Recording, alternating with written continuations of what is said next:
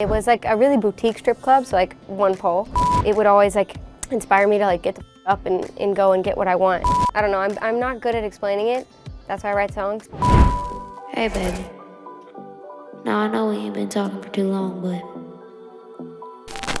there's some things I feel like you just don't know about me. It's hard to just like say it all into one sentence almost. It's, like I said, I'm always writing based off my life, so it's like I'm summing up my year of 19 and 20, you know, into one era. But I don't know, I'm just writing real stuff and stuff that I'm going through, and it's definitely a roller coaster, and it takes you through even stuff that I dealt with as a kid, and like how it all bleeds into one thing into another. I just wanted to be loved.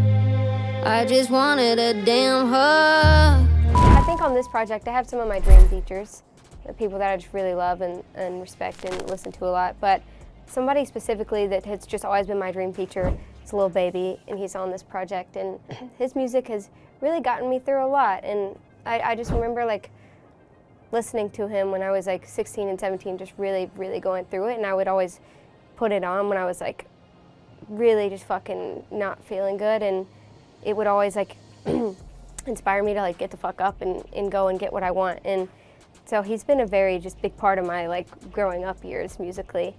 So that's something that I'm really excited and like grateful to have him on this project. I like whips and chains. I like being tied to things.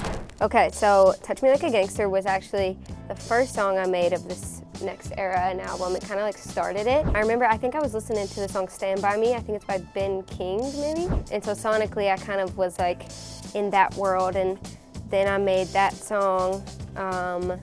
I don't know, and I'm always writing like based off of my life, so I just came into the studio really inspired, and I made that song. And then I played it for my team, and we hotboxed the car and listened to it, and it was just such a special moment. I want you on your worst behavior. Touch me like a gangster. It's all in the same day. So I made the song probably like 4 or 5 hours, and then I left the studio, we got in the car, and I played it. And that's when we hotboxed the car. Well, I had 3 of my favorite collaborators that I make most of everything with. And so we were all just in there. I think I had SpaghettiOs while I was making this song. You know what, it always depends, but that day I was just craving SpaghettiOs, so I got a can and I just heated them up in the microwave. And then other days it's like Fruit Loops and milk, and then some days it's boiled peanuts, and some days it's sushi. I think the biggest thing for me is that I need to feel comfortable, because it's like obviously such a vulnerable thing, and I was comfortable. It's always great for me, especially with, like I said, my core group of people that I work with. I'm so comfortable with them, and they know me so well. So most of the time I just go in the studio and they hand me a mic, and I'll just be playing chords, and I'll just kind of like sing whatever's on my heart that day, and then we dissect it later and kind of arrange it and write it and do all the music stuff. But it always happens like in the same day, with everybody in the room doing their own little thing. Yeah, you got me throwing blue strips, bad tits in a strip club, throwing ones at your... Blue Strips is really fun, you know, and I think that that's a side of myself that I have been reluctant to follow, because sometimes I used to worry that people wouldn't take me seriously if I had fun, and I think some people don't, but I have no regrets. It was so fun to make, and it's been such a fun experience, and it's caused a lot of conversation.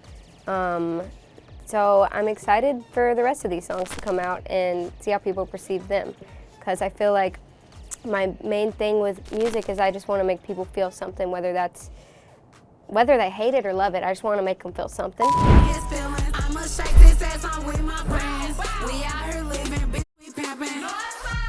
We went to a strip club for the first time, or I did, with Sexyy Red, and that was really cool. Such a great experience. We filmed it in Nashville. We did some fireworks. I don't know, 10 out of 10. I mean, it was magical. It was everything I could have asked for and more. It was like a really boutique strip club, so like one pole, but it was beautiful. Such a great experience. And I went to another strip club after, and it was also cool. I think we went through like 4 or 5 different titles. We were really debating. And the reason I went with that one is because there's actually a song on the album called Sex Hysteria.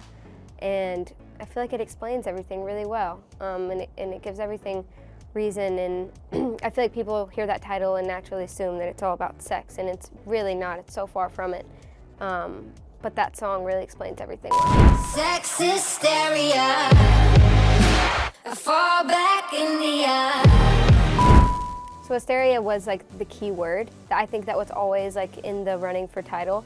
And that's because like in the old days they used to use hysteria as a term to describe women that were experiencing like intense emotions, whether that be like anxiety or depression or, you know, just like any extreme emotion, I think. And they would send them to mental asylums and to solve hysteria. In some of these mental asylums and like prisons and stuff, in the old days they used to use the shade of pink that we call shrinking violet to calm aggression. So that's a big part of the album as well. Get you through like heroin, eyes come back to you. I hope that they just listen and they can take it and turn it into something that they relate to for their own lives. I never want people to be thinking about me, I think, when they're listening to the songs. I just want them to think about, I don't know, like music is to help you heal and shit and help you feel less alone. So I think I just hope that they listen and feel seen or heard in some sense.